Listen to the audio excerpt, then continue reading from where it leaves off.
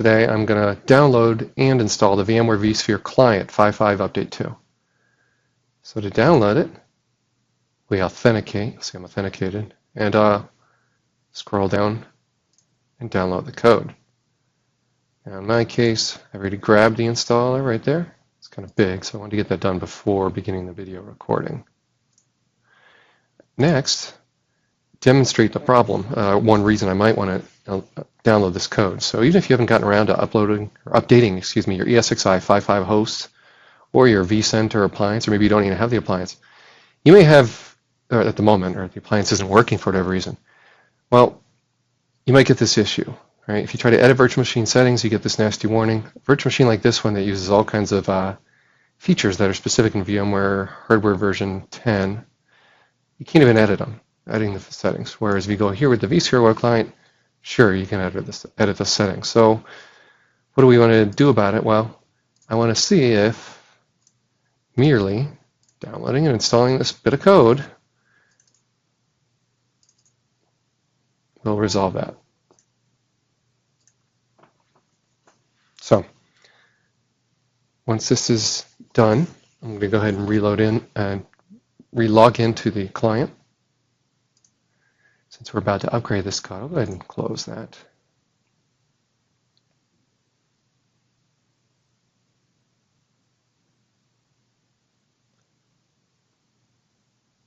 Just to have some idea what kind of impact this has on the system while installing. You can have a look at good old Windows 8.1's Task Manager, which gives you a good sense of how hard the solid state drive we're running on will be hit as we do this install. Okay, it's sensed I have a version already, and it's going to do an upgrade.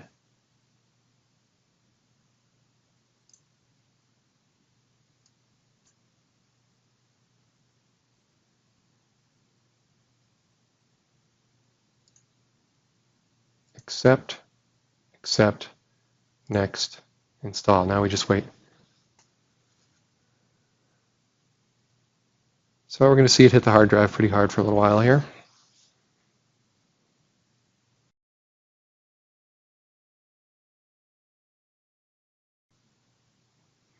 Okay, so it finally finished.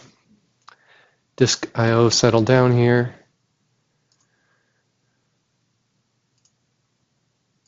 Ready to launch that.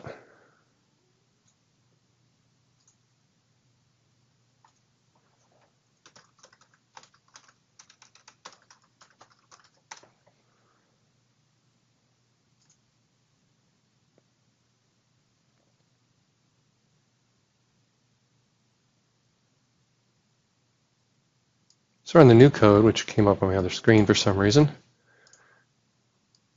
There it is. Okay, so this client build is later. VMware vCenter server appliance based on Linux. I actually updated that yesterday, so I'll just point that out. Let's just try to edit first of all here. So remember we did that same VM test. Here it gives me a new warning.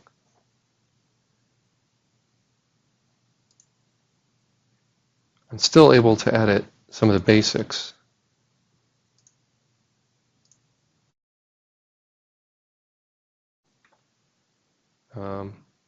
And it's whining about that disk size there. So it looks like it could be a little rough around the edges. These are thin provision drives that pretend they're huge. They're actually 64 gig. It shows us 4 gig. So surfaced some issues here. So maybe we should move on to a different VM. How about this one? Here's a VMware version 10 one that's booted. Same kind of warning. No warning on the hard drive because it's a little more normal size. Okay.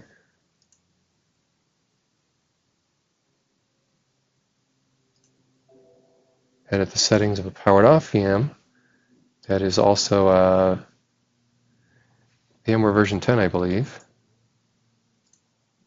And we're able to do stuff. But if we want to try to add a hard drive, say, of a huge size, let's see if it lets me do it.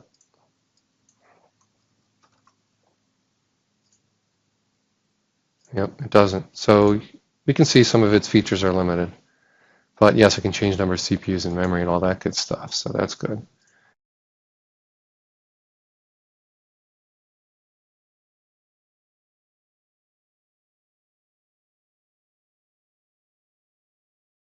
Let's go back in, edit settings. So we're definitely on a VMware version 10.1, and we are able to change stuff. So this was successful, the upgrade. Let's try again, but this time launch the client, logging in right to the ESXi host. So now I've done an end run around the vCenter appliance that I upgraded to 5.5 update 2 yesterday. And now I'm just going right to the ESXi host. So let's see what my options are here in this environment.